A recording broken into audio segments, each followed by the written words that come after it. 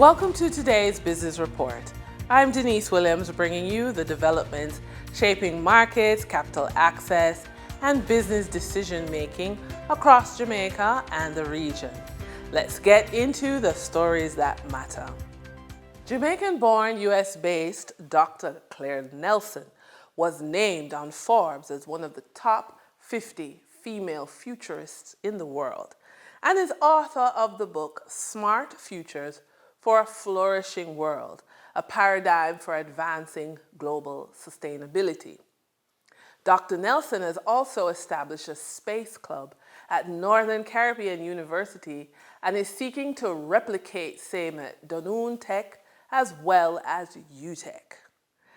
Dr. Nelson, welcome. The future is in your hands. And all our hands. Okay.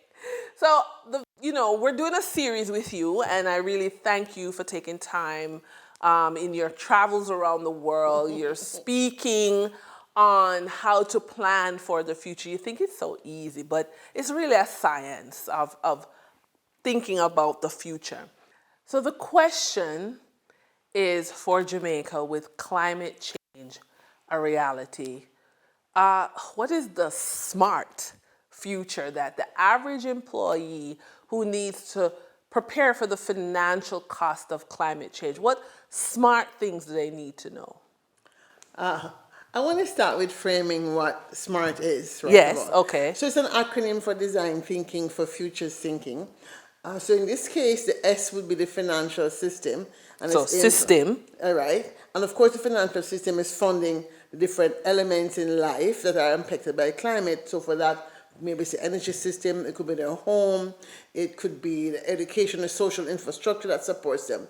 The M in SMART is the metrics that matter. Of course, in the general sense at the global level, metrics in the financial system would be profitability, insurance, the cost of the systems that the finance system finances. A is anticipatory agency. You want the financial system that is able to look out and say, okay, how do we design for climate mitigation and adaptation as opposed to waiting until the thing happens? R is the resilience question.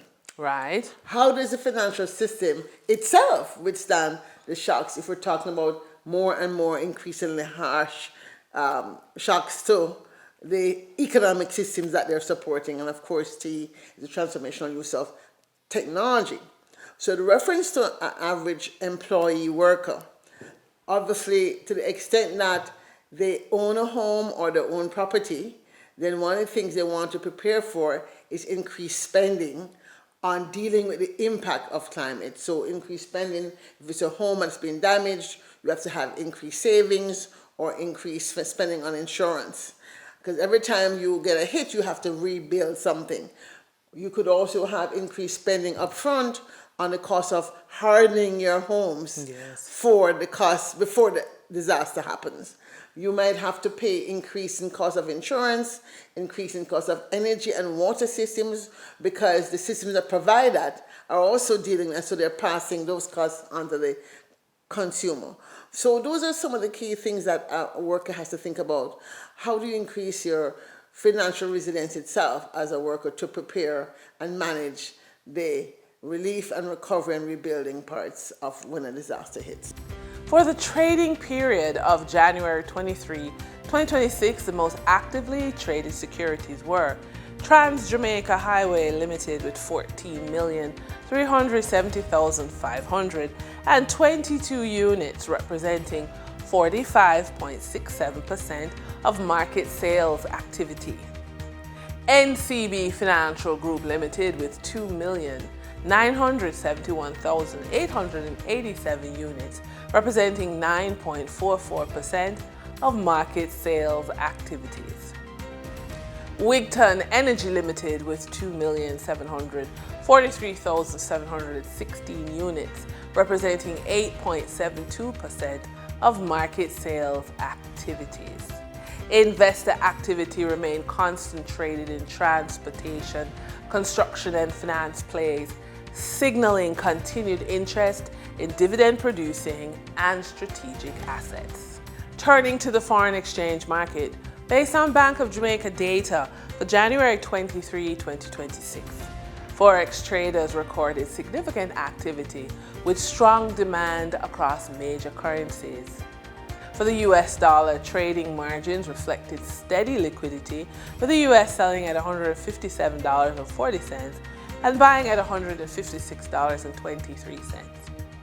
For the Canadian dollar, moderate gains supported by $4.91 transaction spread. The Canadian dollar sold for $116.48 and was bought for $111.57. For the British pound, continued volatility offered short-term trading opportunities of 72 cents in profits for the banks.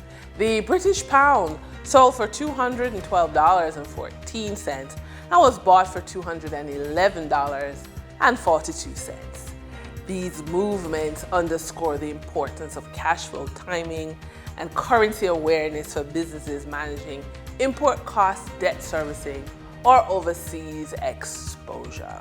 For our credit report tip of the day, climate change is not only an environmental challenge, it is a financial resilience test, and credit plays a critical role in both preparation and recovery. Upfront investments such as solar energy, water catchment systems, home hardening, and insurance deductibles often require access to affordable capital, while post-impact recovery demands fast, flexible financing to restore housing, income, and stability. A strong, well-maintained credit report lowers borrowing costs, increases access to emergency and green financing, and speeds recovery when time matters most. In this context, credit repair is no longer about fixing the past. It is a forward-looking adaptation strategy that reduces vulnerability, expands choices under pressure, and helps households and businesses regain normal life faster in an increasingly climate-stressed economy. In our funded and focused feature, seeking funding and revenue from government contracts is an important step for businesses seeking to diversify their income. Not all contracts follow the same procurement route. Single-source contracts apply below specific thresholds, while competitive procurement applies above them. Understanding these thresholds helps businesses target realistic opportunities instead of wasting resources on bids they're not eligible for. So we want businesses to clarify their current limits and understand how to align bid strategy with contract size. As an example, early on, our client Trevon chased contracts far beyond his capacity. Professional advice helped him focus on single-source opportunities first, building revenue and confidence before scaling up.